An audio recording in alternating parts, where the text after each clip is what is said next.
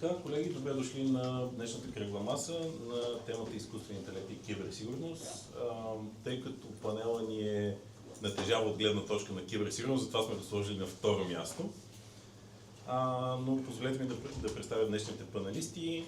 Господин Велизар Върбанов, пак Министерството на иновациите и дигиталната трансформация, директор на дирекция мрежова информационна сигурност, господин Иван Димитров, Комисия за регулиране на съобщенията, председател, извинявам се, господин Димитров, господин Явор Папазов от лабораторията за киберсигурност на София Тех Парк, експерт по киберсигурност, тук на мнозинство, професор Симеон Стоянов, ръководител Брем++,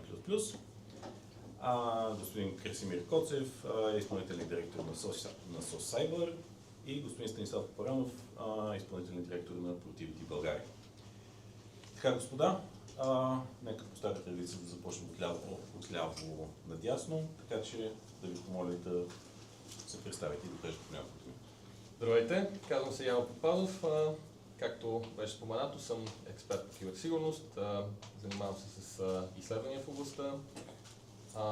За мен, като че ли темата има отношение, признавам си наистина, че киберсигурност е все пак малко повече в фокуса ми, отколкото изкуствен интелект, но разбира се, работя всекидневно с изкуствен интелект във всякакви посоки, офанзивна, дефанзивна, програмиране и така нататък, документ обработка, вече всичко на практика, което не се върши с изкуствен интелект, представлява в голяма степен на ефективност, поне в бих казал, иновативните сектори, в които ние се намираме.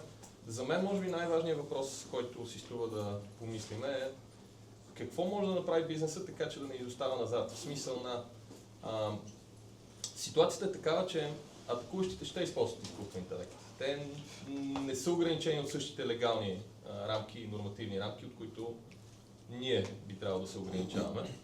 От друга страна, съответните рамки, те все още, както и да го гледаме, те първо ще бъдат избистрени. В смисъл, че това не е по никакъв начин критика срещу съществуващите регулации, просто една технология, която все още е в процес на разбиране, която по всичко личи, че ще бъде на практика индустриална революция, няма как да бъде отрегулирана перфектно на първия опит. Сега, добре известен е брюкселския ефект, където на практика Европейски съюз задава тона за глобална регулация, т.е. ние очакваме, че ще сме водещи в някакъв смисъл в тази посока. Но и сложността идва от факта, че атакуващите ще действат, ще се опитат в нарастващо, как да кажа, не толкова вреден интернет, но такъв интернет, който не е неутрален. В смисъл, че в момента, ако, например, човек създаде някаква уязвима инфраструктура, тя ще бъде подложена на атаки на практика в рамките на следващата минута-две.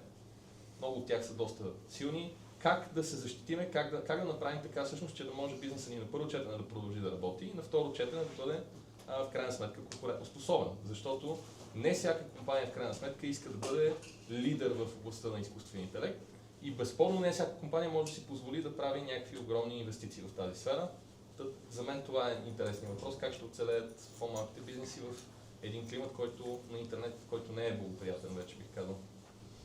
Аз оценявам смелостта да говориш за регулации, при условие, че има двама човека от Министерството. Господин Върбанов. Благодаря. Велизар Върбанов, директор на дирекция мрежова информационна сигурност. Напълно съм съгласен с колегата Папазов. Наблюдаваме, че злонамерените хакери използват все повече изкуствен интелект.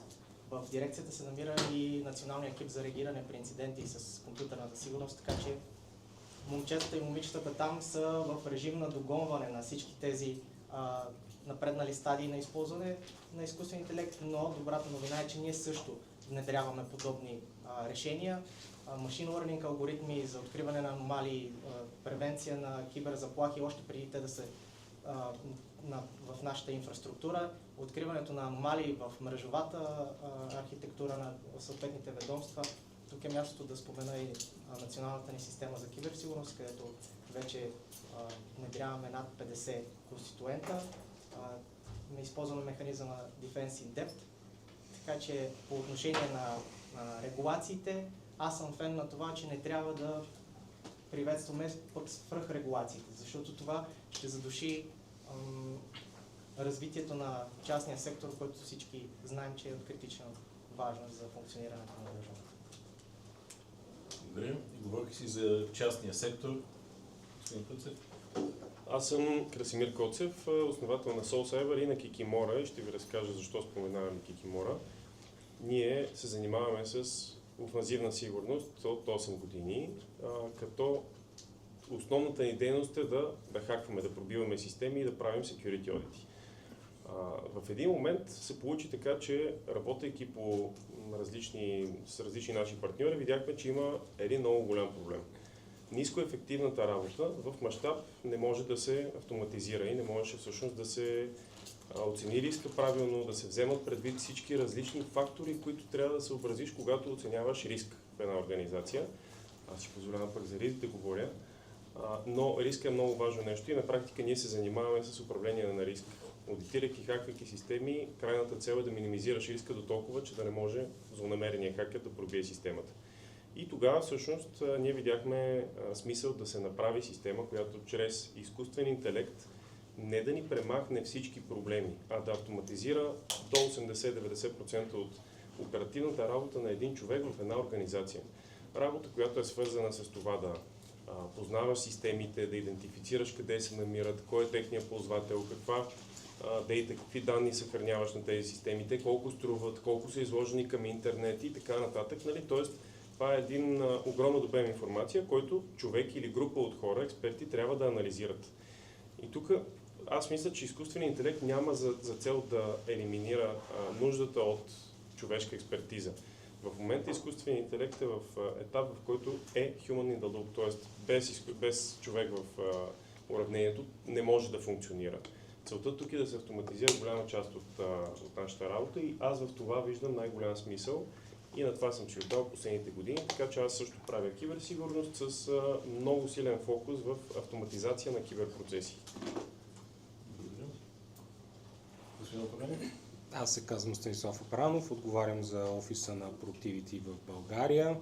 Ние също сме от частния сектор. Това е консултантска компания, глобална, с над 10 000 души. От около 4 години имаме офис в София. Защо? Защото има много хора, които в най-голямата сфера, в която се фокусираме в момента, технологичното консултиране, свързано с регулации, свързано с киберсигурност и дефенсив и офенсив. Тук има много талант. Тези хора работят в момента по тези глобални проекти и клиенти, както и лека по лека стъпваме на българския пазар. Затова ми се иска да обърнем внимание как регулациите се свързват с частния сектор. Бих искал също да дам и поглед на това какво се случва в чужбина. И все пак фокуса е малки и средни предприятия, но същевременно те често пъти се конкурират, най-малкото работят с тези по-големи компании, с които ние работим. Мисля, че двете неща са неизменно свързани, така че се радвам да коментираме тази тема. Чудесно. Професор Стоянов, ще ни разкажете ли, що е това животно AI фабрика? Първо няколко думи за мене. Аз не съм експерт по киберсигурност. Аз съм един от ползвателите на такива системи. Моят бекграунд, аз идвам също от бизнеса и винаги съм се занимавал с използване на системи за високопроизводителни изчисления, в развойната дейност. И винаги съм бил на границата между науката и бизнеса. Като такъв съм част от екипа на българския суперкомпютър Discoverer, където също отговарям за частта Business Development. И съм част от екипа, което е едното от нещата, които ние се грижим за тази инфраструктура, тя да бъде защитена. Защото суперкомпютрите или големите машини, това са системи с хиляди сървъри, много мощни сървъри и с голяма сигурност. И когато някой пробие тази система, най-малкият проблем, когато някой има, е отрицателният PR да се появи в преста, което се случва. Хакнаха и ги ползват да копат крипто, грубо казано. Но истина тази система, ако наистина бъде хакната, използвана за правене на атаки вече върху европейска инфраструктура с такава мощна свързаност и сървъри, може да стане голям проблем. Така че ние сме едни от ползвателите, заедно с нашия екип, използваме най-модерните системи за киберсигурност, включая софтуерни и хардуерни решения, защото това е важно от гледна точка на национална или европейска сигурност, такава инфраструктура. Това е от частта ползвател. От частта Българската фабрика за изкуствен интелект е част от европейската система на фабрики за изкуствен интелект, където тяхната роля е да изгради инфраструктура, мощна инфраструктура, която е фокусирана специално върху AI, т.е. от най-мощните хиляди GPU-та и всякаква релевантна инфраструктура. Но също така и да изгради и да помогне бизнесите да направят приложения, използвайки AI. Като част от това нещо са да се направят такива приложения, които са защитени, разбира се. Т.е. киберсигурността е от гледна точка как ние можем да им помогнем, така че тези решения всъщност да са сигурни. От друга страна, имайки такава инфраструктура, и това е едната от причините Европа да инвестира толкова много пари, е елемента на национален суверенитет в гледна точка на AI. Защото голяма част от системите, които се развиват, са затворени модели, които, за съжаление, дори когато ги използваме, на малкият проблем, че плащаме, всъщност, когато ги използваме, им помагаме да станат все по-добри, по-добри, по-добри. В един момент вие имате възможността по някакъв начин да се намерите в този value chain и ставате зависими, защото всичките ви данни отиват някъде другаде, където нямате контрол.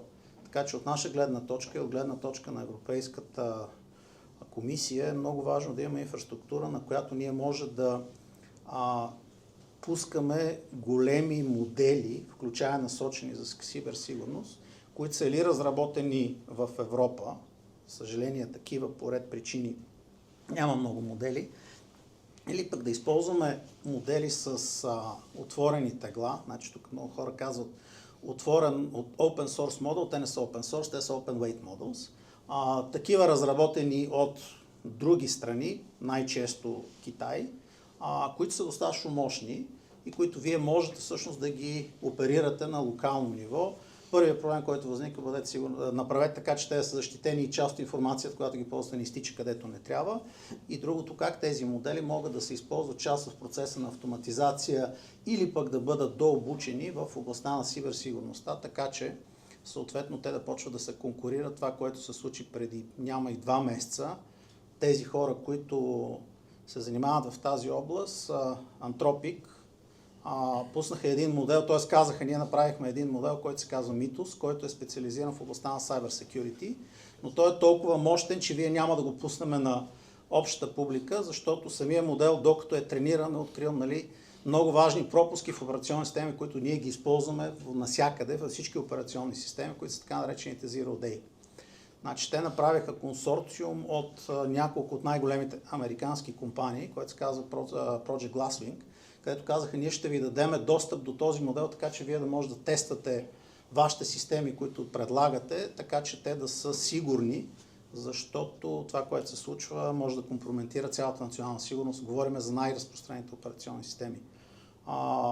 OpenAI пуснаха друг модел, който е ChatGPT 5.5 Cyber, което го пуснаха вече така, че хората да могат да го ползват, ако си платят, който твърдението му е почти толкова добър. Отново пита се как ние може да се защитиме с такива системи, които са обучени с най-мощните данни, които са или open source софтуера, които всъщност компрометират почти всички операционни системи, които до момента ние сме ползвали с десетки години. И отново, как може пък ние от гледна точка на национална сигурност да използваме наши модели, така че да направим тези модели още по-добри в бъдеще. Така че моят интерес е точно или нашия интерес е като предоставчик на такава инфраструктура, как може да помогнем на цялото комюнити за Cyber Security, включая на българската държава, така че да бъдем по-ефективни с нещо, което все пак остава в България и съответно ползва български ресурси. Благодаря. Суверенитетът е много недоглеждана тема и се радвам, че напоследък почна да набира интерес. Господин Димитров. Благодаря. Казвам се Иван Димитров и съм председател на Комисия за регулиране на съобщенията. Така, като гледам екипът, който до сега говори колегата, нашата роля е в това да намериме добрия баланс, който бизнеса да не се чувства свръхрегулиран и това, което трябва да се направи, да бъде така структурирано, че да действа ефективно. Колкото и да е близо до клишето, искам да кажа, че този формат и подобни формати са много полезни и е добре да имат възможност да се популяризират, защото образователната кампания или информационната кампания, нека така да я определя, е много важна. Колкото и компетентни люди да седиме тук и да са около мен, има нужда за всички ползватели да бъде достатъчно достъпно предоставена една среда. Аз, като се оглеждам, че съм най-възрастен, искам да ви кажа, че е много трудно. Назад във времето се разделяше IT технологиите от телекомуникациите. Сега изкуственият интелект и киберсигурност, мисля, че те са неразривно свързани. Тоест, това е нещо, което няма как да го разделим. Комисия за регулиране на съобщенията е определена като координатор по така наречения регламент за DSA, акта за цифрови услуги. Дадема в него, като погледнете, всичко тук, което изговорихте, е приложимо и има нужда от съвсем естествено развитие и популяризиране и начин, по който това да е достъпно до масовия ползвател. Тук преждеговорящите, нали, те са и от администрацията, и от бизнеса, и научна среда, която е много важна. Искам да кажа, че липсата на информираност в масовите потребители довежда до създаване по-скоро на вицове в областта на изкуствен интелект. Аз мога да ви дам пример, дори малко така, да ви разсмея. Преди година и половина, след като се появи първия анонс на Европейската комисия за регламента за изкуствен интелект, в един подобен формат, част от администрацията, слава Богу я няма тук, се изказаха като това, че изкуствен интелект е много зловредно нещо. То ражда само едни опасни неща и така. Да, със сигурност, това може да се използва по този начин. Ако липсва добра информираност, ако липсва грамотност, ако липсва нормална защита от кибератаки и всякакви други неща, защото за зло или за добро този свят е дигитален и не се очаква в следващите 3-5 години да се обърне в обратна посока. По-скоро това ще се защити. Така че това, което тук говорим, е с много сериозен ефект и върху бизнеса, т.е. това, което преди малко споменах, ние трябва да направим така, че бизнеса да развие своята инфраструктура в посока оптимален вариант. Не бива да го натоварваме с неща, които са сложни, защото мисля, че нито един от вас ще бъде изненадан. В момента смятам, че последните 2-3 години има толкова нормативни документи, които идват като обща рамка от Европа, които като се струпат на едно малко или малко по-голямо предприятие с 15-20 човека състав, няма как да го реализират по начин, по който е оптимален. И закона за киберсигурност изисква определени действия и изкуственият интелект и прилагането му изисква определени действия. Ще добавя и други нормативни документи, закона, който е в национален аспект за достъпността до определена среда, изподелянето на IT дейности. Всичко това се допира и до киберсигурността, и до изкуствен интелект, и до възможността да дадем на бизнеса един разумен модел, в който той да участва ефективно и да има смисъл от това, което правим. Тоест, това, което току-що казахте, има такива компании, които могат да бъдат полезни и администрацията е тая, ние сме също в тая група, която да подсказва на бизнеса. Ще кажа нещо, което и ще потърся съдействие тук и от Герасим, и от вас като колеги, на срещи от последния месец с структури, които представляват малки и средни предприятия в областта на телекомуникациите. Най-сериозният въпрос, който поставиха е: хора, дайте да направим съвместна образователна или информационна кампания, с която хората да знаят какво могат и какво е добре да направят. Максимални резултати, нека да не се целиме, но едни оптимални е разумно да се опитаме да постигнем и тогава ефекта определено ще го има. По-малко страдащи от това, че са хакнати. Да, ефектът е наистина пиарската глупост да понесеш щетата от това, че са те хакнали, но по-голямата щета е, че данните ги няма. Че данните са съсипани, че труда на години назад. Мисля, че с Петър имаме достатъчно така и общи теми в тая посока. Така че това, което в момента се случва, аз смятам, че е добре да се развива и да може да се даде на бизнеса една разумна и оптимална среда или стратегия или стандарт, който да постигат, така че да работим заедно. Благодаря. Благодаря. След малко ще се върна към тази тема, защото и на мен ми е интересно, но господин Косев. Здравейте на всички, Георги Косев, Министерството на инновациите и дигитална трансформация вече. Аз след целият този капацитет не знам точно с какво ще мога да помогна като един прост експерт в Министерството. Няма прости експерти. Така е, но намираме се в една много интересна ситуация. В киберсигурността смятам, че е доста по-страшна от изкуствения интелект. Като изкуственият интелект в момента е някой алгоритма с много данни.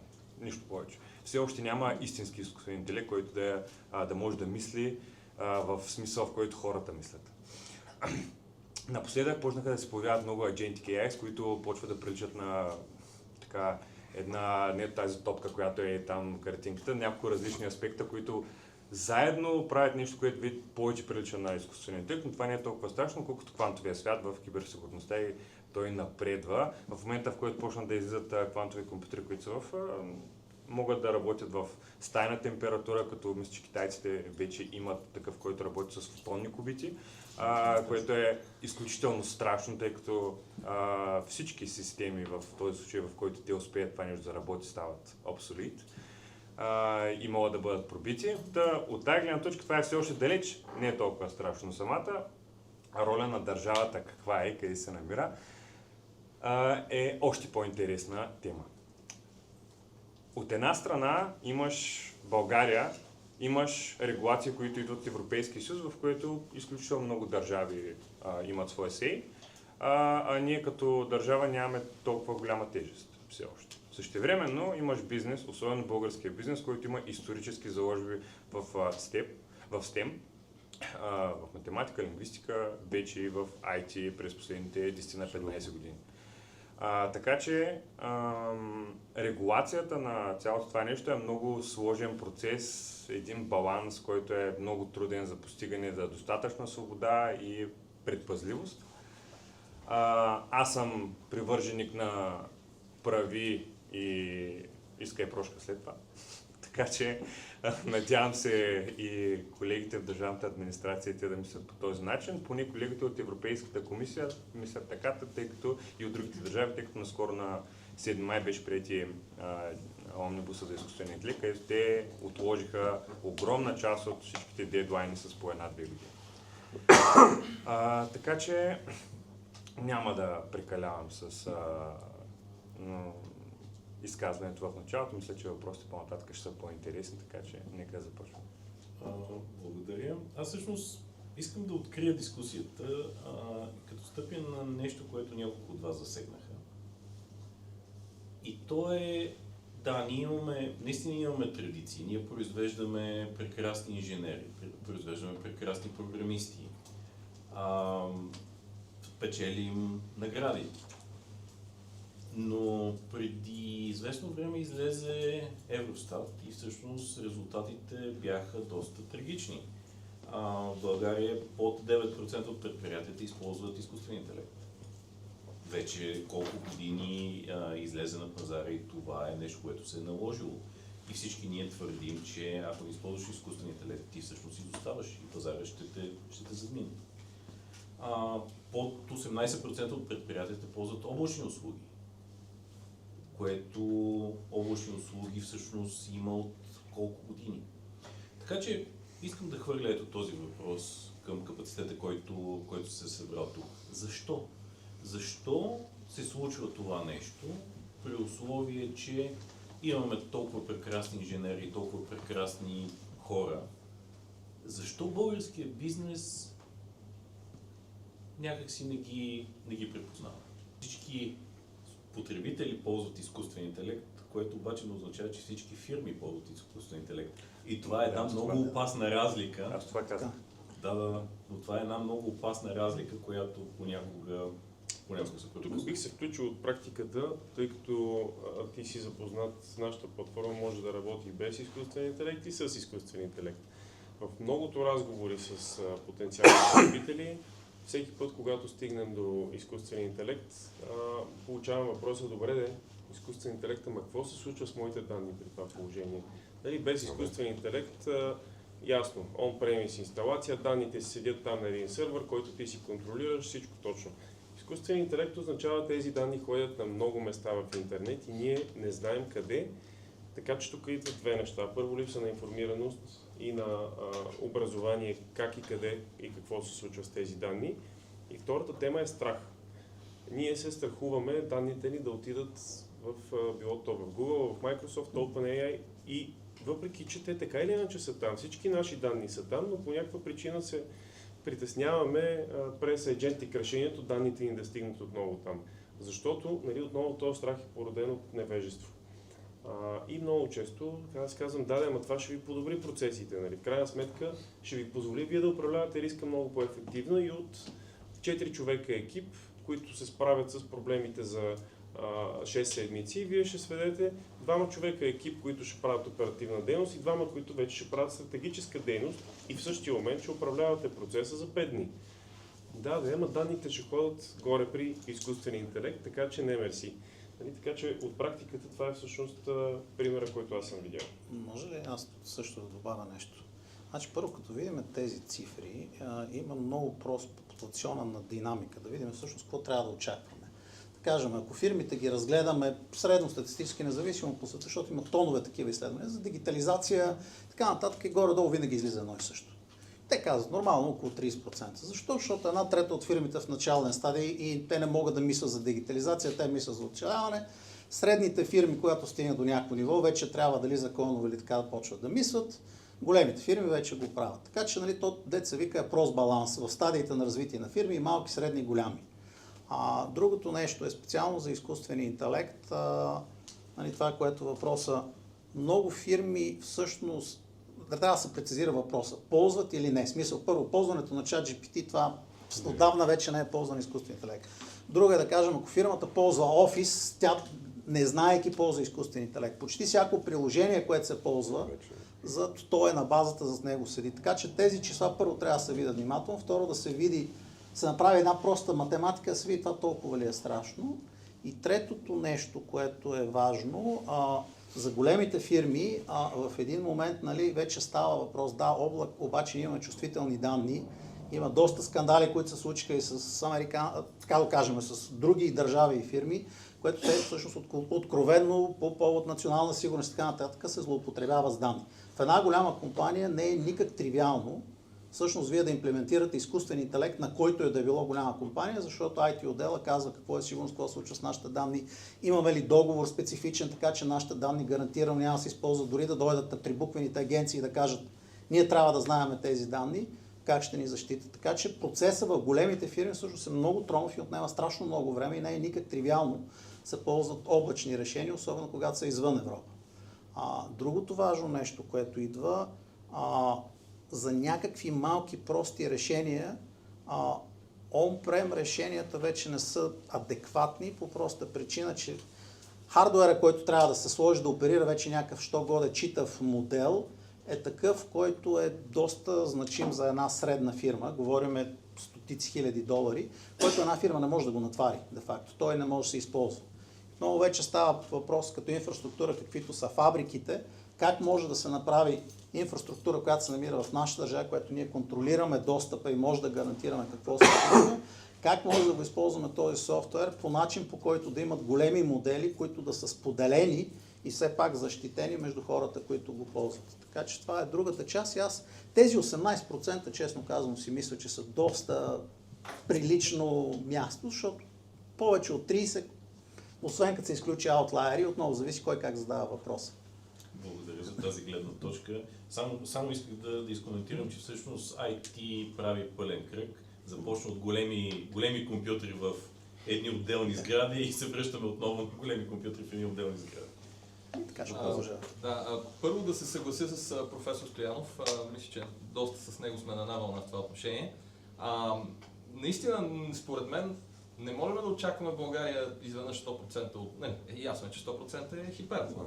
Но въпросът е, че много от бизнесите структурно нямат нужда от изкуствен интелект, поне на този етап. Например, една хлебарница, която има един единствен магазин, където продава хляб.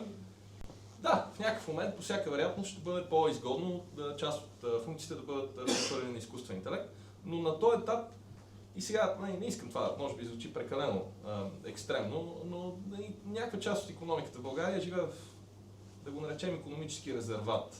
Това имам преди по това, не се състезава в глобален смисъл. Това е, не го казвам с лоши чувства, не го казвам като нещо, което смятам, че трябва да се промени или нещо такова, просто го констатирам, че на две скорости работи бизнес. Тази част, която в някакъв смисъл е принудена и тя иска да се състезава на глобално ниво, за нея тя първа е доста по-малка част, според мен, от цялостната икономика, поне като брой компании, като парични потоци, по всяка вероятност положението изглежда доста по-различно. Но въпросът е, че тази част от икономиката на България, която се състезава глобално, аз подозирам, че в нея всъщност степента на проникване на изкуствен интелект и на внедряване ще бъде много висока. Но има много малки бизнесчета, които в някакъв смисъл са географски локализирани, по една или друга причина са доста всъщност къси такива supply chains, вериги на доставки и съответно просто няма да им каже чак толкова голяма разлика изкуствен интелект. Другата страна е, че това е една сделка в момента с изкуствен интелект, но ще отбележа, че това рамкиране на проблема е грешно и сам ще го атакувам в рамките на следващите някои изречения, но сделката не е съвсем ясно поставена на масата. Значи, когато някой ползва големите провайдери и има така една шега на една компания, която се фокусира върху privacy Proton, където казва как наричаме потребителите на една друга компания, която е много известна с изкуствен интелект, донори на данни. Шегата всъщност е факта, че не е ясна точно сделката, в която човек участва. В момента ние даваме данни и получаваме в резултат на това подобряващо се качество на изкуствен интелект. Никой не може да отговори как това ще взаимодейства с бизнес модела на клиента. И първи бяха програмистите, графичните дизайнери в момента са под атака. Доста професии биват точно атакувани от перспективата на хора вече не ни трябва, ние събрахме данните. Тоест, този консерватизъм, който беше описан, който според мен наистина е абсолютно вярно наблюдение, че българина оперира така с малко по-консервативен начин на мислене, той може да се окаже в някои ситуации и полезен. Аз тук може би леко технофобска теза. Не желая да влизам в нея изцяло, защото аз не съм негативно настроен към бъдещето, но въпросът е, че от чисто такава икономическа перспектива, може би за някои предприятия верният отговор е наистина да отложат малко, да видят къде всъщност ще бъде точката на баланс, на която трябва да се настанят. Последното нещо, което искам да обърна внимание, е, че струва ми се, че се вмъкнахме тук в един фалшив избор между две неща, който е да не се ползва изкуствен интелект или да се ползва изкуствен интелект на най-големите доставчици, които в някакъв смисъл поддържат на практика един глобален океан от данни, да го наречем. Това по смисъл на Data Lake, Data Ocean би следвало да бъде следващото нещо, където на практика един огромен набор от данни се ползва за да бъдат тренирани тези модели за изкуствен интелект. Това е рамкиране, което пропуска третата възможност, която всъщност мисля, че с професор Стоянов точно там имаме доста допирни точки. Не е ясно дали бъдещето не принадлежи всъщност точно на средното решение, където ще има някакъв цифров суверенитет, ще има някакви по-малки дейта центрове, които няма да са в момента както е един регион на хайперскейлерите, където видяхме какво става в Близкия изток. Имаше случаи, когато падне такъв дейта център, последствията са, както казват там в теориите на тези неща, не линейни. Иначе казват, всичко едновременно се обърква и не е съвсем леко по-надолу, ами е скок в пропастта. Това нещо предполага точно фокус върху това да имаме инфраструктура, която е наша. Какво значи наша? Не е сложен въпрос. Българска ли е, европейска ли е, по средата някъде ли е. Това са неща, които тепърва в някакъв смисъл ще установим, но въпросът е, че по принцип една технология в началото на пътя си обикновено трябва да бъде огромна.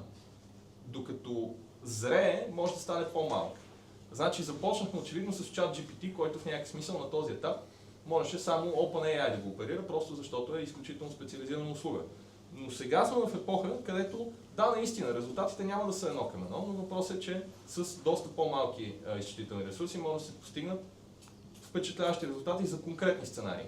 А с Data Center, който е наистина голям, но въпросът е, че не е такъв, че да може да се построи само един от него по света, ами Data Center е такива, които точно Европейския съюз в момента се опитва да построи на голяма част от в голяма степен в територията си.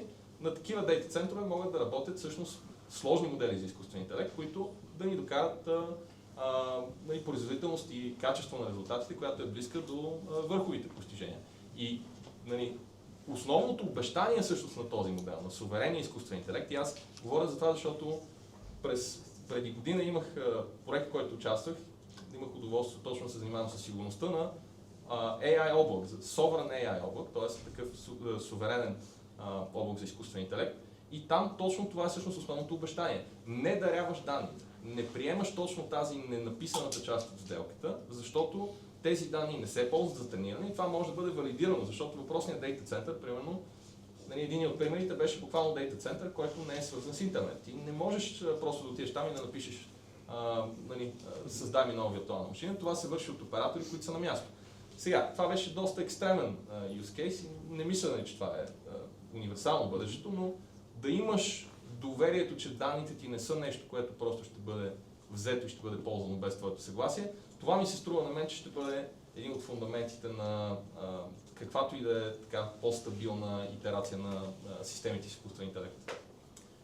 Слушам ви и не знам защо правя паралела с традиционното развитие на интернет преди 20-30 години, който също цялото развитие е базирано точно на това. Аз ти давам моите данни, за да ме рекламираш, а ти ми даваш безплатни услуги. Винаги е така. Да.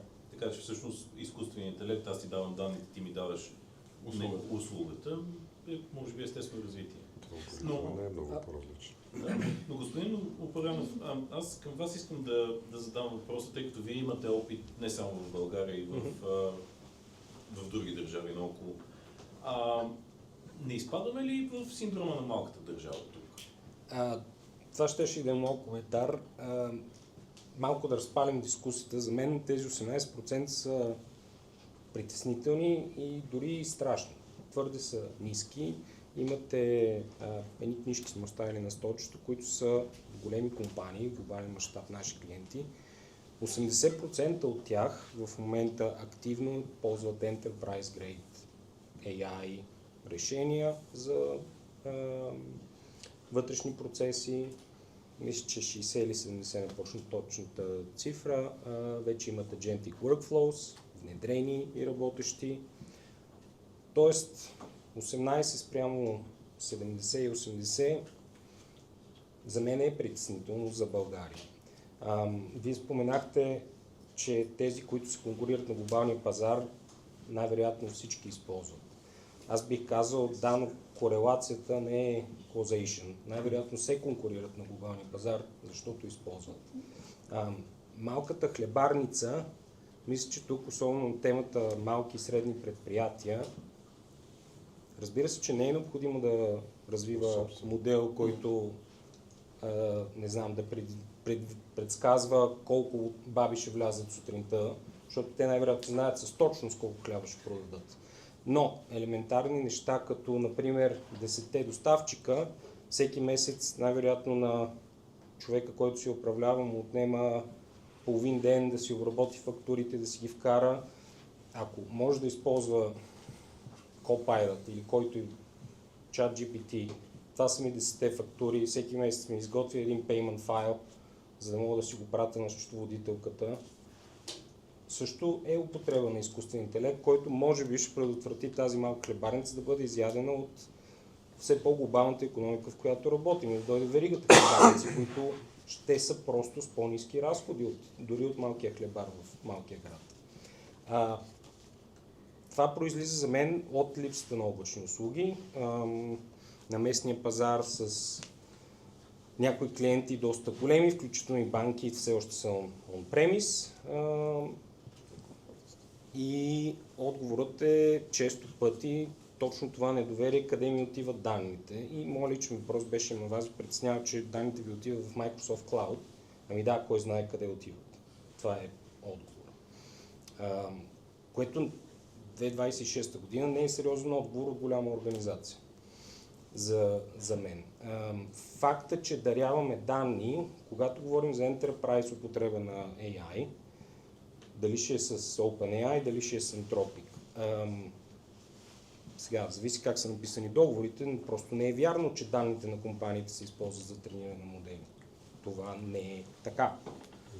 Моделът е трениран на определени данни, данните на компанията, които моделът анализира, не се използват за трениране допълнително и не се споделят. Сега, това колко се окаже така, в война между двете геополитически сили в един момент, но мисля, че тогава проблемите на всички нас, ако това се случи, ще са по-сериозни, отколкото това, че моите данни някой е пробил OpenAI, за да ги вземе. Но не е вярно, че се използват. И не е вярно, че има скрита част от сделката. Самите тези компании, предоставящи алгоритмите, нямат интерес да лъжат клиентите си. И поне договор. И все пак знам, че ме помолих, но все пак да върнем темата в областта на киберсигурността малко, тъй като наистина споменахме в началото, че значително количество регулации се появиха по темата. Ние в момента сме по средата на имплементирането на тези регулации. Господин Върбанов, да ни разкажете повече. Първо да се върна за малко и за изкуствения интелект и защо бизнеса не използва толкова широко. Аз виждам два проблема, които можем да подобрим дори ние, като граждани и от страна на държавата. Първо е липсата на осведоменост и на информираност. Това, че постоянно нагнетявахме страх около тази нова технология. След малко ще дам релевантна информация и за това, за закона за киберсигурност и това, което предизвика вълна от страх в частния сектор за свръхрегулации, за това, че ще бъдат глобени и така нататък. Ще внесем и малко яснота. Напълно съм съгласен и с господин Димитров, че такива събития са изключително полезни, за да обсъдим теми, които са важни и на които не се дава достатъчно светлина, за да бъдат изяснени за останалите, които ги интересуват. Когато беше прият закона за киберсигурност, забелязах в социалните мрежи една вълна от нагнетяване на напрежение около това, че частният сектор трябва да стане релевантен към изискванията. Искам да успокоя хората, че че в Министерството е създадена работна група, която тепърва ще определя националните компетентни органи, тепърва ще се определя методиката за това дали вие влизате като съществен или важен субект. Така че имаме време бизнеса, малките, средни и големи предприятия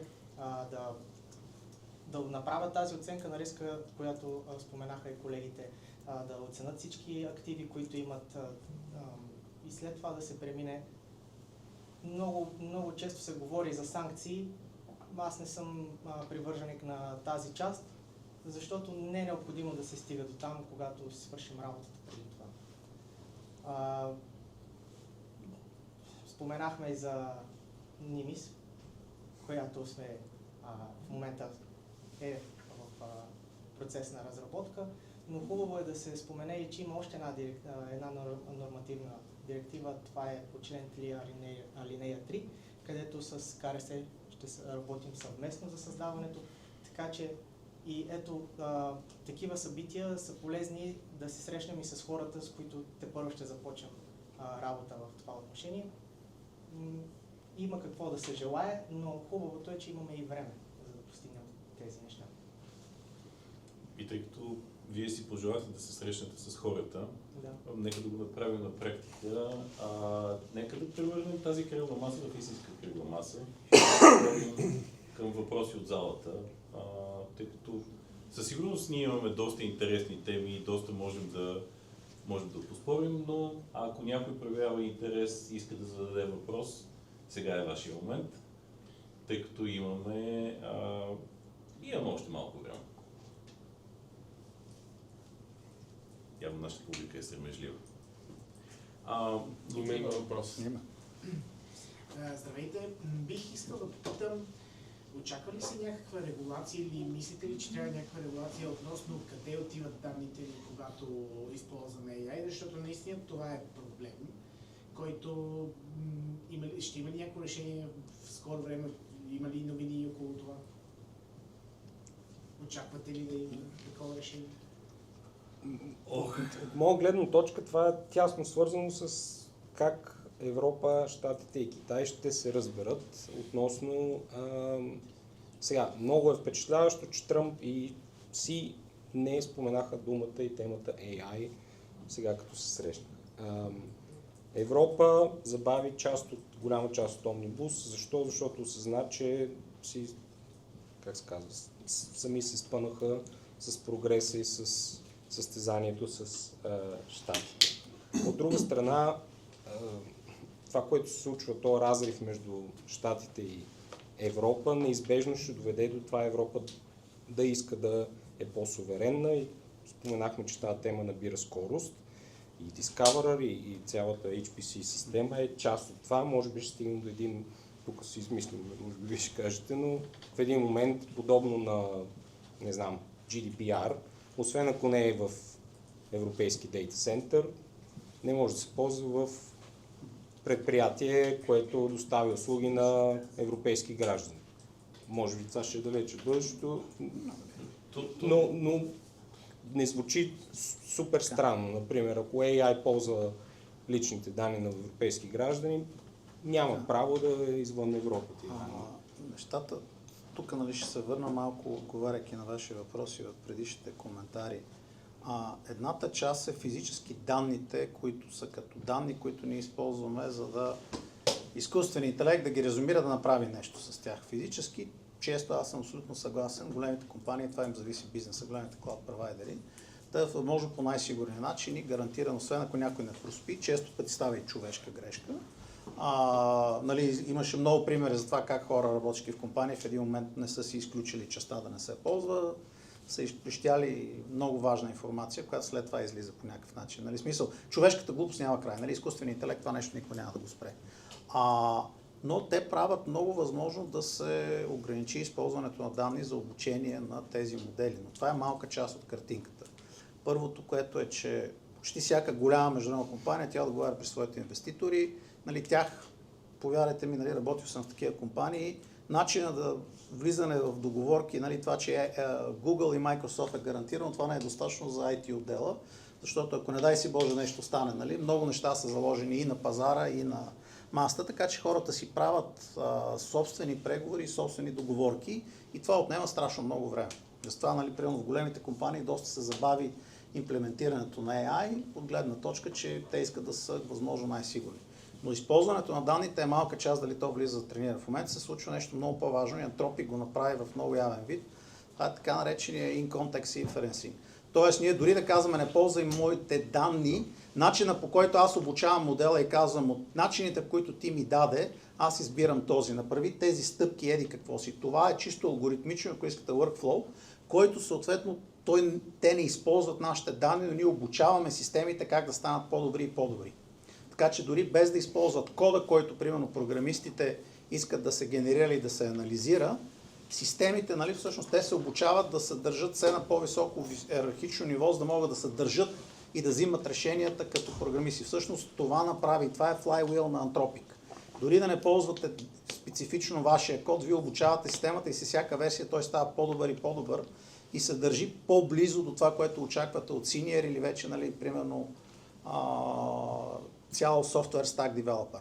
Така че, нали, да и не има използване на данни, но ние ги обучаваме тези системи и това е нещо, което много хора също се притесняват в момента. Ако се замислите в един по-голям контекст, публичните данни, те вече са до голяма степен изорани и известни. Това, което са данните, които ние имаме, значи проблема с част от тези лични асистенти, които, нали, те ни помагат, резюмират, дори без да използват нашите данни, всъщност ние ги учиме как отговаря, примерно аз как отговарям на имейли и прочее. В един момент почва да се изгражда в неявна степен, нали, грубо казано, дигитален двойник на голяма част от хората. Експерти, примерно в тази област, горе-долу реагират по този начин. В следващия момент аз мога, без да съм използвал данните на компанията, да направя експертна система и да се опитам да я продам като следващия асистент, който е специализиран в това и това.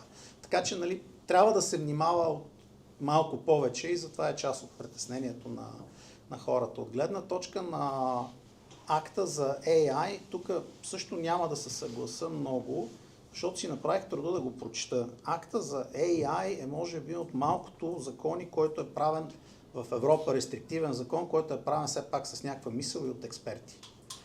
Защото той казва, че системите, критичните системи, това са системи, които се определя нашето бъдеще. Дали ще е здравно бъдеще, т.е. какво лечение, диагноза, какво лечение ще получите, дали ще е кариерно бъдеще, дали ще ви изберат да отидете на интервю или не, дали ще ви приемат в университета, дали ще е финансово бъдеще, дали ще сканира риска и ще каже, вие може да получите достъп до финансиране. Тези системи е добре да ги регулираме, защото примерно със здравето, тук направи първо и после мисли, тук е много опасна стратегия, защото ако една такава система направи грешка и умре човек, вече е твърде късно. Всички тези системи винаги са с разбирането, че те са human in the loop. Винаги експерта се подписва, но всички знаем, че експерта е човек, който си има проблеми и в един момент има и други неща, остава системите да решат. Той му казва, нали, това е диагнозата, в един момент лекаря е претварен, не казвам, че се случва, но често пъти, като се случат точно големите, нали, почва един, ама експерта е вярвал, лекаря е вярвал на системата. Системата е дала някакво предположение, ма дали апарата, който е направил измерванията, кой е виновен? В крайна сметка това е твърде късно, ако особено си отишъл човек, ние не можем да върнем човека. Така че акта се опитва да регулира точно тези случаи. Cyber security не е имплицитно част от него, но нещата, които се случват, защото ако някой ви хакне тези системи, нали, които може да се получи проблема. Така че според мен е въпрос на време и те по някакъв начин да влезат в някаква форма, защото се развиват там нещата. Но акта не спира до там. Хубавата част на акта, която беше, че той не ограничава ползването на такива системи, но казва, ние в случаите, когато имаме система, която е близо до това нещо, която е критична и ние трябва да я регулираме или да я лицензираме, в случаите, когато има такива компании, които малко им трябва да подобрят тези системи, то ние правим така наречените регулаторни пясъчници, където тези компании получават достъп до ресурс, данни, експертна система, така че те наистина да могат да развият тези системи, да ги продават и да станат по-конкурентно способни. Така че това е случай, където доста хора, все пак знаейки какво правят и са балансирани по много тънък ред, специално акта, е правен доста добре. Само да вметна, че съм напълно съгласен, просто щатите не го направиха, което даде възможност за абсолютен cowboy behavior, както се казва, да правят каквото си искат, което неизбежно, като не си рестриктиран, може да развиваш. Докато една европейска компания, дори да е съгласна с тези неща, казва, чакайте сега, преди да тръгнем системите, трябва да мапнем кои процеси. Има ли от тези чувствителни процеси за подбор на хора например, или как се дава ипотека, което неизбежно води до 6, 12, 18, 24 месеца. Но, от наша гледна... Но съм съгласен, че е повече от резонен и според мен зависи в каква посока отиде света. След 2 години може да се окаже, че целият свят е сподобен на европейския, както често се случва регламент. Европа играеме доста по-сигурно и по-социално. Така, човек може да има аргумента, трябва ли не трябва, но сега истината е, че акта, както говорихме, трябваше да почне да се имплементира. Всяка държава трябваше да има по един такъв пясъчник. Август месец тази година, отложи се за декември до година. Все едно, акта все още е на приказки, няма никаква регулация. Би трябвало до тогава, еквивалента на A1 и Viva.com, нашите компании Mistral, да са подвяли американците. Да, ама не се случва. Дори да го няма, ние говорим, имаме добри намерения, все още нищо не правим, все още изоставаме. Поред други причини, но не мисля, че в момента специално акта ни пречи, защото той не е имплементиран. Тоест, това ли ще ни е следващата битка? Битка за чипове, битка за памети, битка за GPU-та? Абсолютно тази битка в тече. момента е... Значи битката на 5 нива, от гледна точка на смисъл слоя за изкуствен интелект. На долно ниво е енергия и електричество, особено в контекста на тези гигафабрики. Това са фабрики, които изходят стотици до гигавати, стотици мегавати до гигавати. Примерно, добрата идея България ще направи такава, веднага се сблъска с реалността, че всъщност ние нямаме достатъчно електричество. Трябва да имате източник от няколко, поне 2 независими източника, защото ако спре тока от единия и вие не можете да продължите да охлаждате, просто изгаряте. Няколко милиарда фърлят в кошчето. Никой няма да инвестира без да има алтернативни източници. Дори да вземете половината блок на АЕЦ Козлодуй, спите къде е другата половина, която е гарантирана, резервирана, ако падне. Така че първото ниво е енергия и всички страдат откъде ще намерим енергия. Второто ниво са чиповете. Кои са тези производители на чипове? Европа също изостава. Има доста инвестиции, специално има чип акт в Европа, който казва, ние изоставаме, защото нищо не правим. На следващия слой, третия слой са всъщност големите езикови модели, които на чиповете вие трябва да може да направите собствени модели, които да адресират част от нещата, за да не зависите от други модели, да обучавате други модели, дали непряко или пряко с данни. Следващото ниво вече са, преди моделите и инфраструктурата. Чиповете не могат да работят без цялата инфраструктура заедно, така че цялата мрежова и така нататък инфраструктура е следващото ниво, след което са моделите и на последното ниво са софтуерните приложения, агентни системи и прочее. Истината е, че както върват нещата, Европа за енергия сега спорно доколко може, има няколко държави, примерно Франция, добър модел, който всъщност и там е едната от гигафабриката, която се знае със сигурност ще бъде направена. Германия има доста бизнес, но там проблема е откъде ще дойде тази енергия за такъв мащабен проект. За чипове изоставаме, за инфраструктура, що годе имаме, но пак засчитаме голяма част от компаниите, дори да са европейски, да кажем като Bull, като Atos, те всъщност използват инфраструктура на тайвански или американски компании. Изоставаме в големи модели, с изключая на Mistral, модели, които могат да се съревновават с най-големите модели, за които говорим. По ред причини ние не можем да направим, защото отново изискванията за инфраструктура са зловещи. Ние в Европа, за да направим една такава гигафабрика, примерно минават около поне една година да се вземе решение, поне още 2 години докато се построи. Илон Мъск направи Колосус 90 дена. От идеята сядат и говорят с собственика, с CEO-то на NVIDIA и казва, аз имам такава идея, на 90-тия ден фабрика, която е 300 мегавата, е направена, работи, оперира и е тръгнала. Това в Европа няма как да се случи, нито има откъде да намерим такива пари, някой си ги извади от джоба. Изоставаме с модели, така че изостава, но примерно идеята е частично, че наваксваме с някои от агентните системи и приложения и може би това е компромисът при нас. Добре, нека да използвам... Да, въпрос. Здравейте, за много интересни тенденции си говорим в световен мащаб. Обаче в България, като че ли малките и средни предприятия са повече от 90% от бизнеса. Честно казвам, скоро не съм гледала статистики, но последните 2 месеца, тъй като ние разработваме Identity Management решения и за малки и средни предприятия, ходих на доста срещи с такива компании, сякаш те говорят на един малко по-различен език и в общи линии имам чувството, че IT специалистите, компаниите и малките и средни предприятия, те въобще не стоят на една маса, камо ли да си говорят. Какво може да се направи, за да се осъществи този реален диалог и всъщност те наистина да видят колко много се прави и в България, да припознаят, че някои от тези решения могат и ще им улеснят и на тях живота.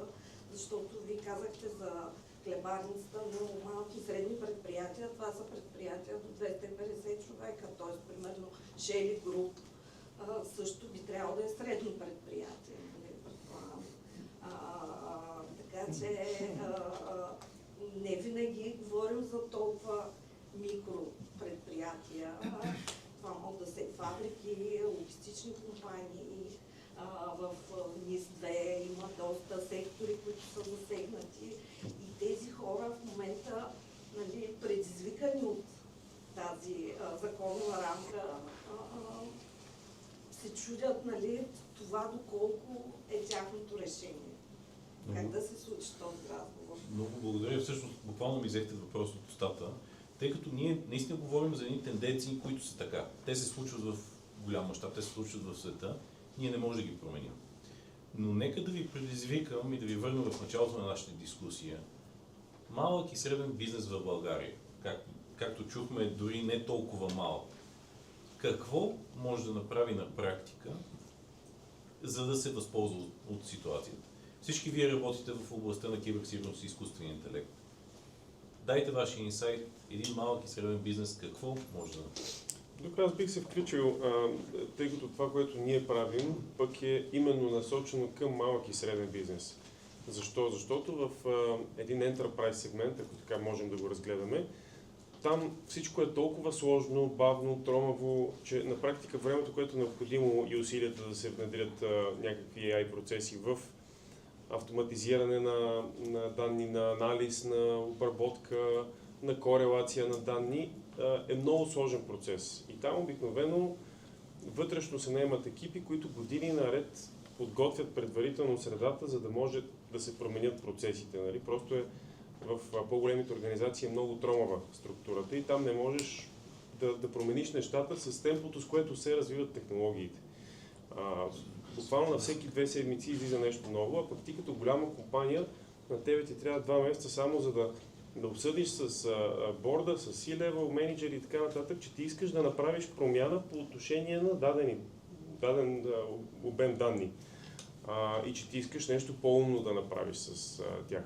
Ние работим с една от големите енергийни компании в Германия, където се опитваме от 2 или 3 години да прокараме темата, че голяма част от процесите, свързани с киберсигурност, могат да се автоматизират. Познайте дали сме успяли нещо да направим до момента. Отговорът обикновено е да, ще помислим и след 2 седмици дайте ни още един човек, защото не ни стигат ресурсите и трябва още работа да се върши. Нали, ни трябва още капацитет. Не, дайте да го направим по-умно, чуваме ви, нека да внедрим процеса. Всеки казва, ние сме огромни, тромави сме, това няма как да стане при нас след години. Докато именно при малките и средните е тази гъвкавост, че те могат да ползват, първо могат много лесно да си идентифицират различните данни и да изградят структурата, да изградят контекста с тези данни и всъщност да решат какво искат да правят. Решенията се взимат много по-бързо, данните по-лесно се идентифицират и отговорниците за тези данни. Процесите не са толкова сложни, тромави и тежки, не зависят от 50 човека по веригата, т.е. много бързо може да се вземе решението дали да се внедри дадена технология, дали да се изгради някакъв custom workflow, който да ти решава даден проблем по много по-добър начин. Ето давам ви го пример отново с нашата компания, която е малка. Ние седнахме преди 2 седмици и решихме, че искаме изцяло да променим бизнес процесите и да внедрим AI в начина, по който управляваме бизнес, продажби, маркетинг и акаунти. И това нещо от ниво идея, буквално за 2 седмици не можете да си представите колко много работа сме свършили, целият workflow вече е начертан, данните са измислени, откъде ще ги взимаме, как ще се корелират, как ще взаимодействат и процесът е наполовина направен за 2 седмици. Тоест аз виждам много повече полза от AI за малки и средни организации, които са по-адаптивни и които бързо могат да вземат решенията и да тестват нов модел. Снощи бях в 9:30 вечерта в офиса, при което се появи колегата и каза ми, аз съм тук, защото видях преди малко и преди 10 минути излезе нов модел, искам да го тествам, за да може утре да го внедря в нашето решение. Нали? Тоест толкова бързо се взимат решенията в малките компании. Докато голямата компания, докато разбере, че има нов модел и че по какъв начин може да го използва, нали, то вече още 5 версии ще се извести. Нали, това е моя прочит на... Ако мога аз да добавя, ние сме глобална компания, да, но на местно ниво също сме малък бизнес, да кажем. 100 души сме в София. Аз когато... Средно, добре. Когато не знам как да подходя към определен проблем, NIS2 или AI, питам, търся външна помощ. Това е мое субективно мнение, не е базирано на статистики, но голяма част от малките средни предприятия са основани и все още се менажират от основателите си, семейни бизнеси, но има голяма степен на недоверие към външни услуги, особено към външни услуги, които не разбираме, защото са тотално извън на нашата сфера на компетентност. Обаче това недоверие е проблем и един особено среден бизнес трябва да се пречупи и трябва, обещавам, не го казвам с цел продажби, но сферата на услугите трябва да съществува и тук. Трябва да има професионални, компетентни частни компании, на които да можем да се доверим. Както се доверяваме на адвокати, счетоводител, може би до някаква степен, не знам, нали? Така трябва да се доверяваме и на кибер експерти или AI експерти.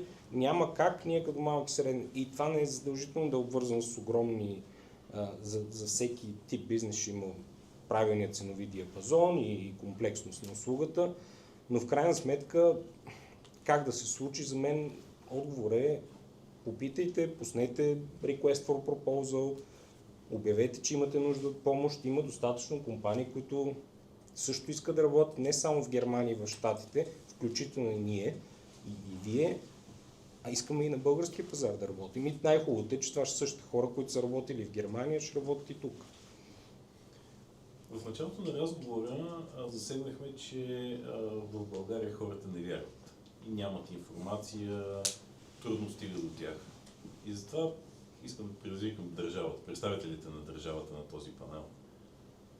Как може държавата да помогне за това? Как може държавата като ултимативния източник на доверие на тази територия да помогне за изграждането на доверие, да помогне за затварянето на този геп? Всъщност, да. Аз искам, господин Димитров, искам към вас да задам един въпрос. Тъй като при вас са всъщност основните двигатели на дигитализацията, а именно телекомите,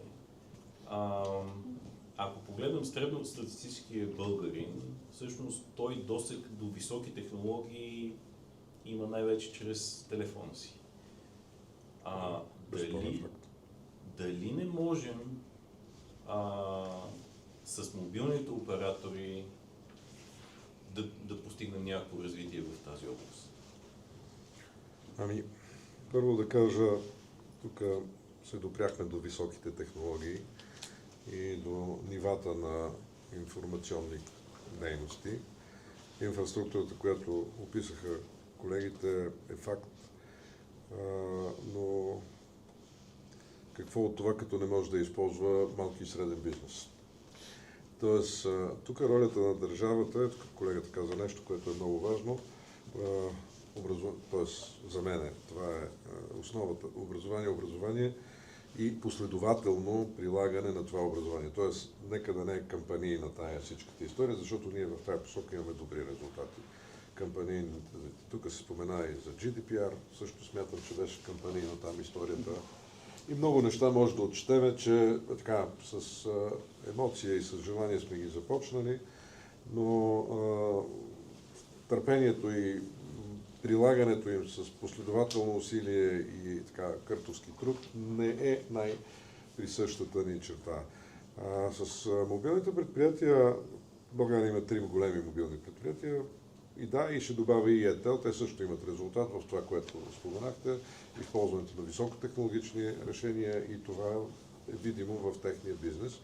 Но в България има над 700 малки и средни предприятия в областта на телекомуникациите, които предоставят услуги в доста малки населени места. Говоря, няколко са големите градове, където големите предприятия имат естествено и своя висок пазарен дял.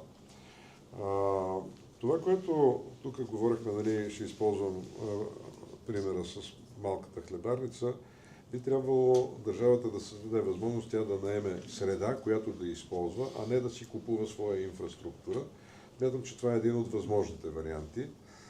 Така че прилагането и използването е един процес, който иска време и търпение. И не случайно в началото казах нещо, което смятам, че е важно да направим усилие, е информационна кампания и начин къде това може да се случи. Със сигурност тук част от присъстващите имат много сериозен опит и експертиза, само че държавата не прави нищо да ви познава бизнеса и да търси вашето съдействие. В тази посока ние имаме много какво да правиме и това е нещо, което доста по-ниско технологично е това поведение, но пък то гарантира един по-сериозен резултат във времето.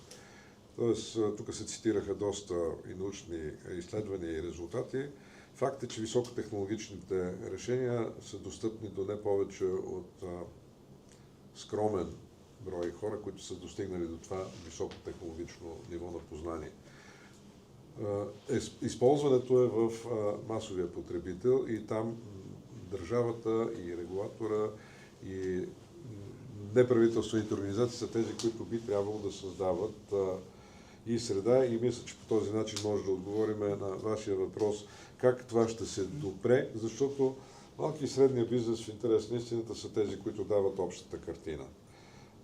Така че по-скоро освен тези много добри резултати в високотехнологичните решения, би трябвало да се намери пътя те да стигнат до масовия потребител, до масовия участник в този процес. Защото ако фирмата или структурата, която управлява една малка хлебарница, знае откъде да си купи и да е сигурна, че данните, които предостави, ще се използват коректно, със сигурност ще го направи, а и ще може да си го позволи. Едва ли ще може да си закупи инфраструктурата, която е необходима.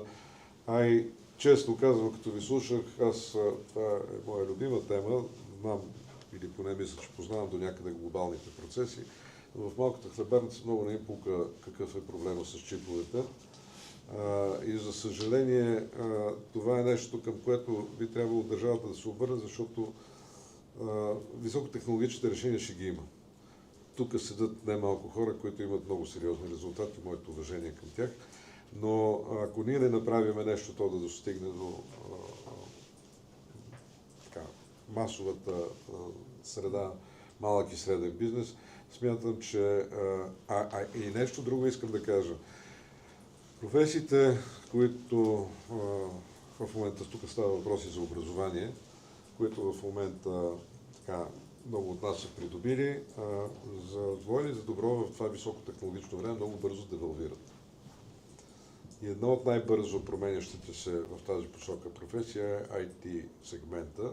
Там нещата са под една година. Тоест там новите неща трябва да се следят и нещо, което аз смятам, новите неща са не толкова лесно достъпни до хората, които пък имат грижата да продават едни услуги, които са общо достъпни. Така че това, което ние тук изговорихме, със сигурност е много важно, но и много важно е това, което пак ще се върна в началото, всяка една норма или регламент, който се опитваме да въведем. Естествено, това, което каза тук колегата, аз смятам, че регламента за изкуствен интелект наистина е направен добре. Но нещо, което искам да допълна, той като възприемане и като модел на използване среща голяма съпротива. Защото няма разбиране. Защото няма разбиране. Точно това е средата. И за това тук е добре, има една, това е моя любима теория за разумния компромис. Ние със сигурност ще трябва да имаме високотехнологично развитие, но разумният компромис дава възможност да е достъпна тая високотехнологична материя до този, който се занимава с по-ниско ефективни и ежедневни задачи. За съжаление, много ми се иска да дам рецепта за това как да се случи. Съмнявам се, че и тук седящите ще го направят. Единственото нещо, което е да сме търпеливи и да започнем последователно обучение и то да е динамично, да не е кампанийно. Аз си спомням, извинявам се, с това ще приключа, преди години имаше една кампания, сигурно всички или повечето от вас се сетят, даваха пример Естония колко добре е развито електронното управление. На едно от събитията, на които съм присъствал, с това ще приключа наистина, обясниха какво е направено в държавата, за да е толкова добре, дали е толкова добре е друга тема, но да е висок ефекта от това, което се прави. Техен експерт каза, ние започнахме с обучение на масовия потребител, ученици в началния, средния, в висшия курс на обучение, хора, които работят, пенсионери, пенсионерски клубове, и това нещо беше заложено в една 4-годишна програма.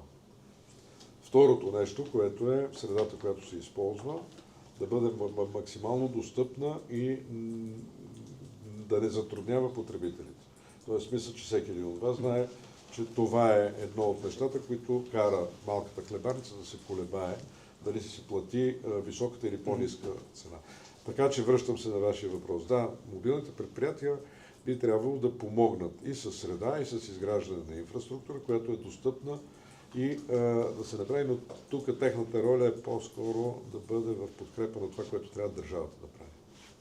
Съжалявам, не мога да дам рецепта как да го направим, много ми се иска и мисля, че тук... Нали, аз малко промених профила на дискусия от гледна точка на това, че високотехнологичните решения, дали са 18% или 80%, аз мисля, че България разполага с чудесни хора на науката. И имаме доста сериозни, и го казвам не за да се гордееме, а защото е факт. Решения в областта, в много области. Нали, пак ще се върна. Изкуствен интелект последните 2, да речем 3 години е така тема, която е дъвка. Само, че изкуствен интелект не е от 3 години, каквото и да означава това. Просто технологията и технологичните инфраструктурни решения дават възможност това нещо да се ползва масово. Тогава, след като мобилните предприятия са толкова добре презентирани и с не лоша инфраструктура, а факт е, че в България е така, би трябвало да ги използваме точно за такива неща. Така че това би трябвало да е една от задачите, които може да си поставим. Благодаря за търпението. Така, и знам, че сме прехвърлили времето, но имаме въпрос от залата. Последен. Здравейте. Моят въпрос е кратък. Понеже се говорим за статистика за изкуствен интелект, за образование, тези проценти обаче, защо не обърнем внимание на киберсигурността и всъщност колко е процента? Никой не казва колко е процента киберсигурността, какво се случва, колко компании са били атакувани, по какъв начин и хората не биват образовани. Защото освен Data Leaks имаме и Prompt Injections, имаме всичко, така че проблема не е само използването на изкуствен интелект. Няма ли нещо в тази насока? То всъщност май аз мога да... Аз за това... Колкото и... Всъщност, първо да, наистина нямаме... Трудно е някой да каже колко процента са киберсигурните компании в България, по проста причина, че май няма такова изследване и то не може да бъде направено. Няма как да бъде обективно. Няма как. То няма да е обективно в никакъв случай. Да. Повечето компании, които са компрометирани, те не искат по обясними причини да си кажат. Нали? А другите не знаят. Другите не Част знаят. от тях и не знаят, което е още по-страшно. Нашите проучвания глобално, дори за големите клиенти, винаги е на self-reported basis, т.е. няма как да е обективно. Но всъщност искам да ви кажа, че в България вече има и стартъпи, които се занимават точно с тази киберсигурност. Киберсигурност на изкуствен интелект. Тоест тези неща, които вие споменахте, този нов тип атаки срещу самите модели, всъщност вече има няколко компании в България, които работят по темата да спират такива атаки. Така че всъщност ние сме, отново доказваме, че сме на върха на вълната по отношение на технологиите или поне част. Няколко коментара, ако може. Нали, свързаното е, нали, пак ние казваме статистиката, връщайки се предишната статистика, нали, споменахме, нали, трябва много внимаваме, като кажем процент от какво, процент от бройка на фирмите, процент от оборот или принос в държавата и тук нещата почват да се променят. Винаги трябва да внимаваме с статистиката. Това е един коментар. Другия коментар, който е важен в този контекст, нали, наистина от гледна точка на киберсигурността, аз не мисля, че някой ще получи обективна, истински обективна картина. Така че е много трудно. Третия коментар беше, нали, за доверие в държавата. Аз съм съгласен, че ако някой би могъл да даде доверие, това е държавата. За съжаление, държавата последните години, нали, много активно се занимаваше отделните части на държавата да възпитават недоверие в другата част от държавата. Надявам се това да се промени, защото това е единствения начин. Третия коментар наистина е с обучение и образование. И хубавата част, в момента ние като фабрика, част от услугите отиват наистина създаване на модели и програми за обучение. В момента дори на сайта, ако отворите, има курс, който на прост български език обяснява как се използват големи езикови модели, свободни модели в клауд, нали, и така нататък. Така че всеки човек да може практически да го пипне това нещо. Трябва да заложи и това, което активно работиме, да влезат такива програми в образованието. Така че, нали, отговора на вашия въпрос за малката хлебарна и примерно правенето на система за счетоводство.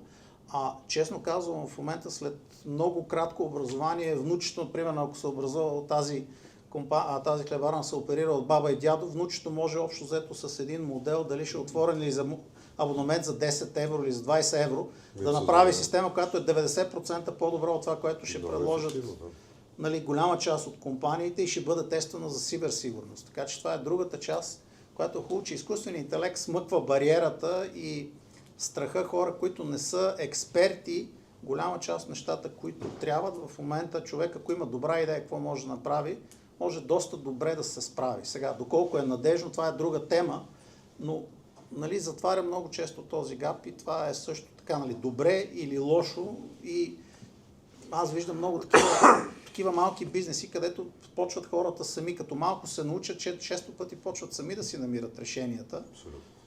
И са много по-добри, след което, когато видят каква е границата, до която може да се стигне, вече отидат много по-образовано и говорят с фирмите и казват, аз направих това нещо, искам да ми направи следващото ниво, не да ми предложиш първото нещо, което ти хрумна и да се опиташ да ми го дадеш, пак то не работи за мен.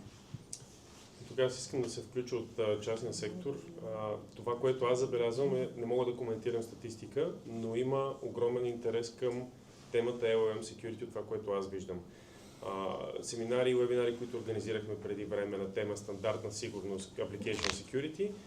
В момента със същия успех организираме семинари на тема LLM Security, към които има огромен интерес, включително последния семинар. Миналата седмица организирахме на най-голямата българска конференция за сигурност Infosec и имаше към тази наша тема LLM Security Implementations и атаки към LLM, имаше огромен интерес и много записани. Включително OWASP извадиха собствена методология вече, по какъв начин се тестват модели, prompt injection, логически и бизнес контекст, атаки към автентикация, авторизация на потребители, контрол на достъп и така нататък. Аз виждам доста сериозен интерес към темата, в глобален мащаб, но и в България. Ние включително сертифицирахме и започнахме вече да го практикуваме това нещо на пазара и има така положителна обратна връзка. И така, тъй като прехвърлихме времето, искам да благодаря на панела за прекрасната дискусия. Така че благодаря ви и нека да преминем към по-неформалната.